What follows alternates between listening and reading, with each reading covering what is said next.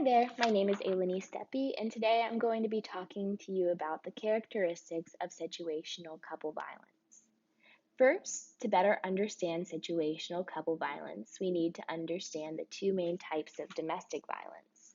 There are two main types of domestic violence: coercive controlling violence and situational couple violence, which is the one that we're going to be learning about today. It's very important to know the difference between the two because without the knowledge of coercive controlling violence, we wouldn't truly be able to understand situational couple violence. The definition of coercive controlling violence provided by the book is a form of severe domestic violence in which one partner, usually the male, uses extreme forms of aggression to dominate the other, usually the female. This is also called battering.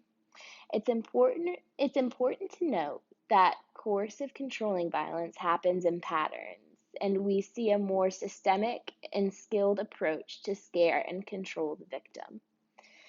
While situational couple violence is defined as a form of domestic violence in which a tense verbal exchange escalates into a physical contact between partners.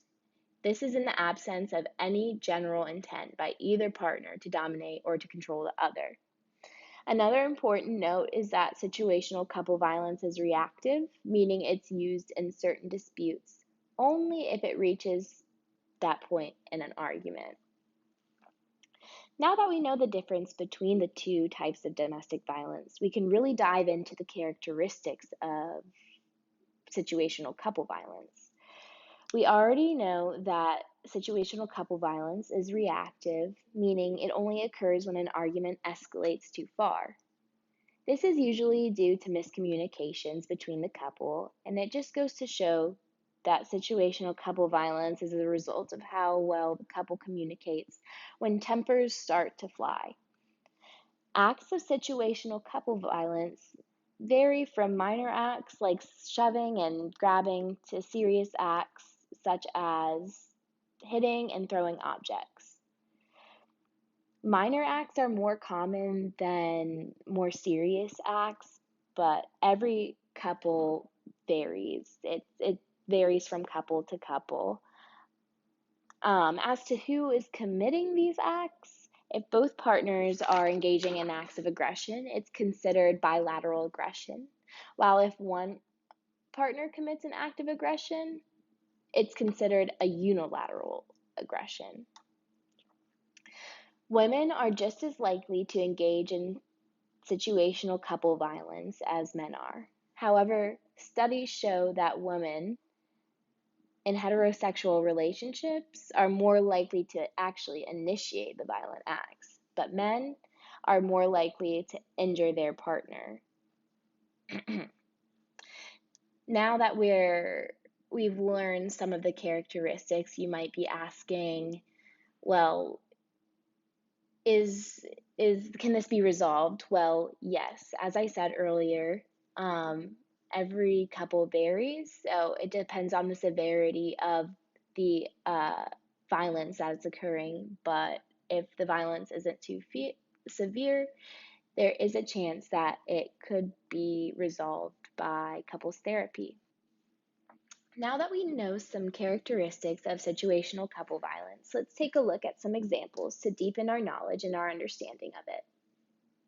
In this first example, we have Shay and John, who have been dating for 3 years now. The first 2 years for them were great, and they were both really happy with minimal fights. Recently, they have been getting in more and more fights.